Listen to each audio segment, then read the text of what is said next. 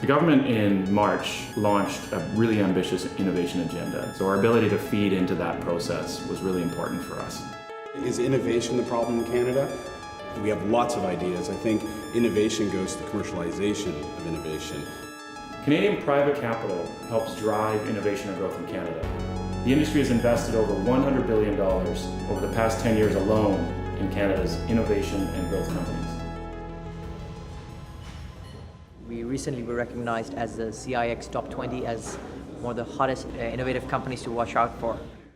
I think one of the key factors we had to take into account before we got VCs into the company was what is the type of growth we're looking for. Commercial scaling and technical depth were the two challenges we wanted to address. Talk to you soon.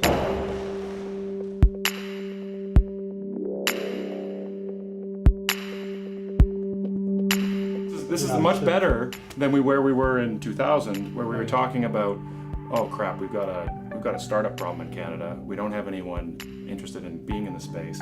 I think it's safe to say we're past that, and now it's more complicated in some ways, problems, which is around scaling and things like that. When it comes to looking to support accelerators and innovators, they need to go one level deeper and look at what is their real value proposition and how does that resonate with the specific companies you've been dealing with. I find Canada much more understated, so we need to find some way to amplify our success stories and do it in a way that is consistent with Canadian values. We need our universities to create entrepreneurial talent and people that are going to help build those companies in the future. We need our incubators and accelerators to allow people to at least explore entrepreneurship and see if it's for them.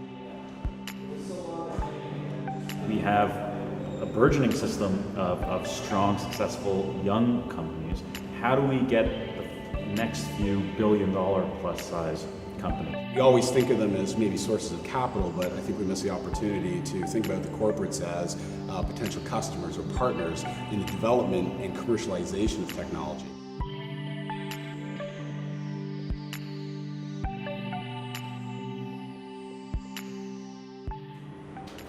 The first VCAP program had a government investment of $340 million that turned into $1.4 billion by leveraging private sector investment.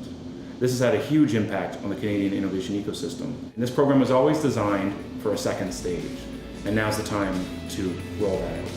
It's as much about the people as the product, and that's what makes Canadian startup experience unique in its own way.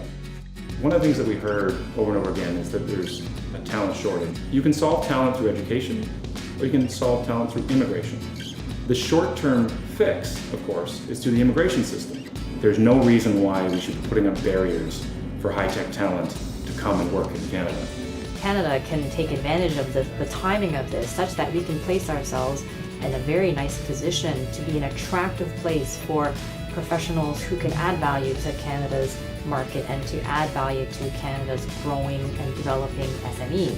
What Canada needs is a long-term vision of commitment from the institutions, from the government. Folks like myself consider ourselves global citizens. I have an Indian background, I've been brought up in Africa, I've got my studies in the British system, and I've completed my university in Canada.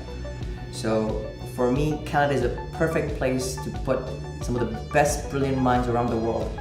Give them the right support, the right ecosystems, and great things can happen.